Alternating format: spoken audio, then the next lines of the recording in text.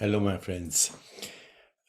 In this series, Brahma Sutras and related scriptures, I am going to digress into other scriptures as well, which means the different Upanishads, the Puranas, the Bhagavad Gita, the Yoga Sutras of Patanjali, and much, much more. So today I want to address a very interesting topic that is mentioned in many of the scriptures that come from the Vedas and related scriptures. And this topic is the topic of lokas. The word loka in Sanskrit means is related to the Latin word locus or the English word location. So wherever you are right now and the community in which you reside could be called a loka. The way to understand a loka is a frequency domain of consciousness that projects itself as a location in space-time where a community of beings reside who are vibrating, you might say, at the same frequency of consciousness. And as you know, people like to hang out with people who are like them. You're familiar with the English phrase, birds of a feather flock together. So the community where you reside, where you live, where you experience life is a loka. And all the people in that community, despite the diversity of races,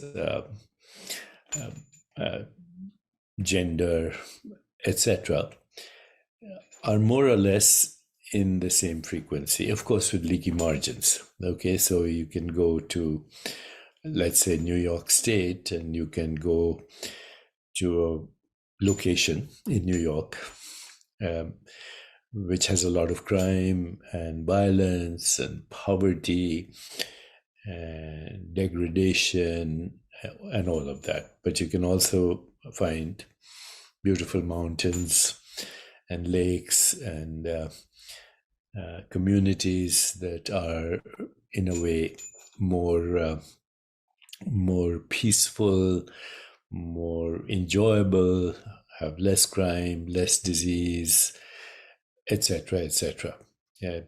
So everything that we look for in life, whether it's social, economic justice, sustainability, peace, health, joy, is found in different communities, depending on the frequency domain of the collective consciousness. The collective consciousness projects as the community.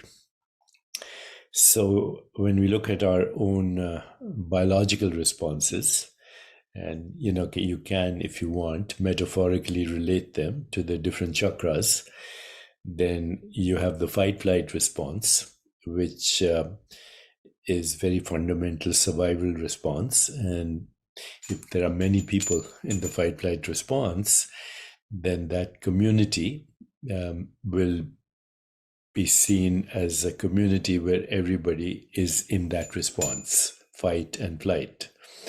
So it's a community of anxiety, violence, etc., and also marginalized. If you move up a little bit in the evolution of consciousness to what we call the reactive response, where people are reactive, emotionally reactive, stubborn, intimidating. The reactive response can be petulant and intimidating and nasty, but also manipulative. Okay, we can say nice and manipulative, nasty and manipulative, stubborn and manipulative, playing the victim and manipulative. We see this a lot, especially amongst very ambitious people, and people who are trying to manipulate the public in order to win an election, etc., etc. So, what's beyond the reactive response? There's something called restful awareness response, where the mind is quiet and settled. And if there are many people in the community that are reflecting that, then that's what the community is. Beyond the restful awareness response is the intuitive response, a form of intelligence that is contextual, relational, holistic, doesn't have a win-lose orientation, eavesdrops on a larger ecosystem of consciousness. Intuition is a form of intelligence that is far more precise than rational thought. So, beyond the intuitive response, creative response, where you have the ability to take leaps of creativity into new context, new meaning, new relationships, new story. And then beyond the creative response, the higher consciousness or archetypal response that's reflected in symbolically in deities and higher beings. And then beyond that, archetypal or visionary response, the sacred response, the transcendent response. So this makes common sense. A loka is a projection in space-time of collective consciousness. In the Indian philosophical systems, loka refers to realms of existence and even realms of existence in the afterlife. And they are believed to exist beyond the physical world. However, if you understand what I'm saying, even the physical world, so-called, is not really physical. It's a projection. What we call physical world is a concept for a projection of consciousness. But in any case, in these scriptures, these realms exist even in the afterlife. And these realms are described in different scriptures and texts of the Vedas. And while there may be variations in the details across different traditions, the general understanding of these lokas remains quite consistent. So there are some examples of lokas in Sanskrit, and I'll mention them. Bhuloka. Bhuloka is the earthly realm, the physical plane where humans reside, and information about this realm can be found in various texts such as the Vedas, the Upanishads, the Puranas, and so on. And then there's something called Swargaloka. Swargaloka is basically also called Devaloka, the loka of deities or higher beings. It's believed to be a higher plane of existence characterized by divine bliss and opulence, and descriptions of this loka or Swargaloka, heavenly loka, can be found in the Puranas, particularly in such texts as the Bhagavad Gita, Bhagavad Purana, Vishnu Puranas. Then there's Mrityu Loka. It's the realm of death, where departed souls go after the physical body. And this realm is described in various scriptures as well, including the Garuda Purana, and also detailed accounts of the journey of the soul after death. And then there's something called Patala Loka, which is the netherworld, the realm beneath the earth. It is described as the subterranean realm of serpents and other mystical beings, and references to Patala Loka can be found in the Puranas, such as Shiva Purana and Vishnu Purana, and so on. And then there's Brahma Loka, the abode of the creator, Brahma, fundamental pure consciousness. And this is considered a highly elevated realm, described in texts such as the Upanishads and also the Brahma Puranas and the Brahma Sutras.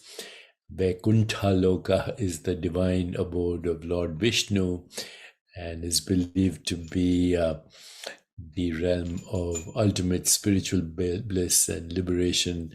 It is described in scriptures like the Vishnu Purana, the Bhagavad Purana, and the other agamas.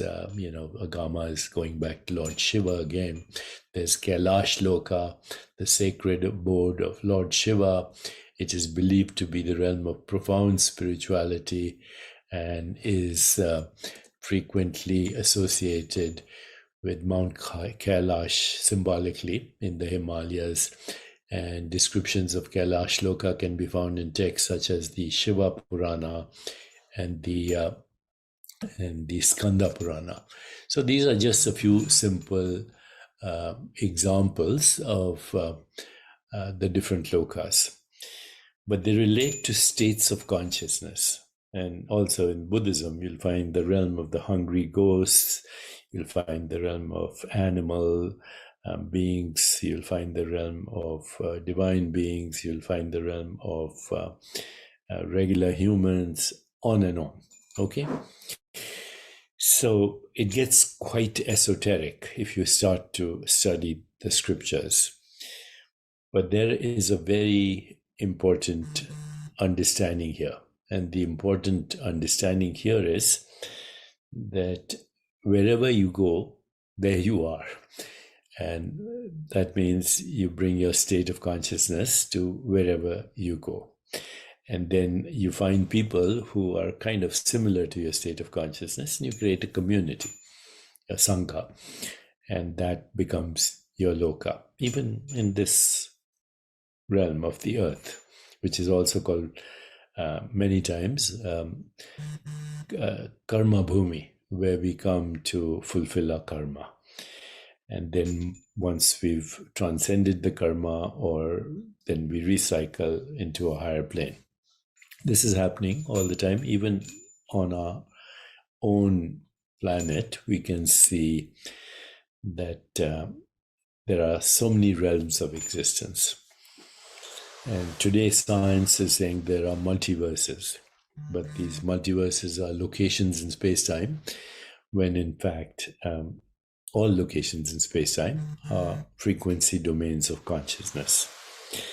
Fundamental consciousness is referred to as Sat Chit Ananda. Sat means existence, Chit means pure consciousness, which means infinite possibilities, and Ananda means infinite bliss. So that's the source of all existence, all lokas. Existence differentiates into realms of existence, which are realms of experience. So far, so good. Okay, so here we go. Pure existence is infinite possibilities. It's also pure awareness, which, of course, I've mentioned before, is a realm of infinite correlation, unpredictability, creativity, manifestation, and so on. But it differentiates into innumerable realms of existence. So if you read the Yoga Vasishta, he says infinite universes come and go like motes of dust in a beam of light. So imagine a beam of light, motes of dust dancing, coming and going, and these are universes unto themselves, but they are universes projected by consciousness. So where does this become practical? On a practical level, you can find your loka right here. depending on your state of consciousness, as you move from fight, flight to reactive to restful awareness to intuition to creativity to archetypal consciousness and ultimately transcendence.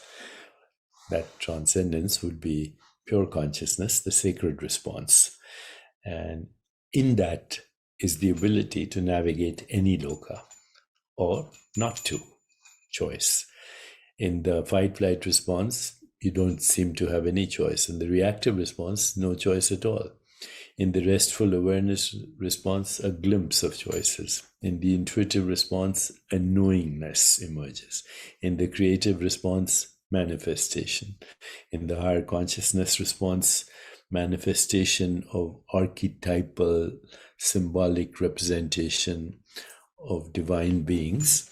And then the sacred response, infinite possibilities. And this comes through practice. And the best practice, I would say, is to understand all the 8 limbs of yoga as described by Patanjali. I've spoken about that before, but I can go into details and the Yoga Sutras of Patanjali as well. So if you have a practice, a spiritual practice, then you will be able to navigate these different lokas, even on this earthly plane.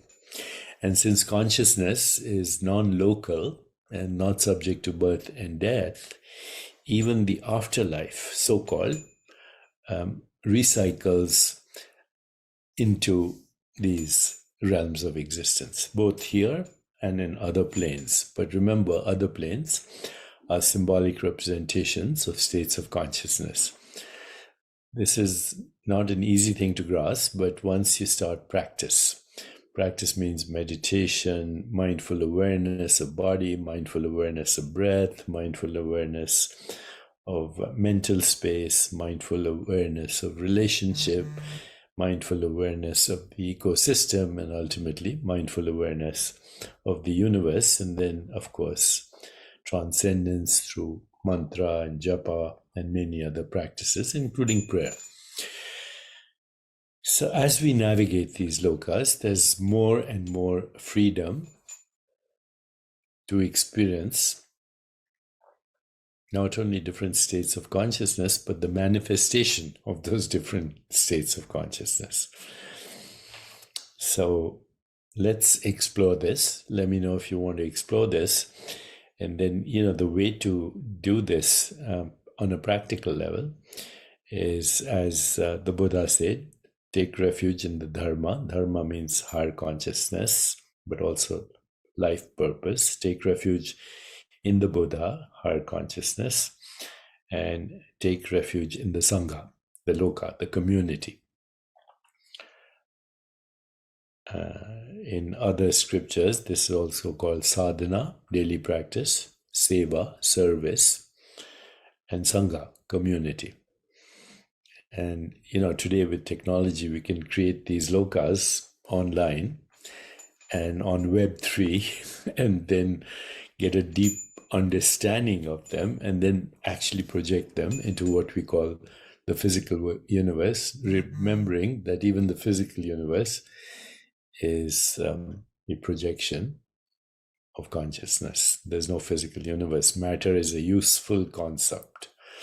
That's it for fluctuations of consciousness that determine both perception and cognition.